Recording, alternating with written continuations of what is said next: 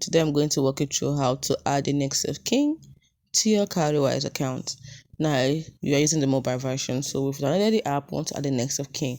First thing you're gonna do is from the home page, tap on the profile icon at the top left corner, tap on your profile option, and then you see next of kin, add one, tap on it, and then please note that your next of kin is the person you choose, and the person should be a close relative and someone you trust. The next of kin will be notified of your updates. That's the first thing.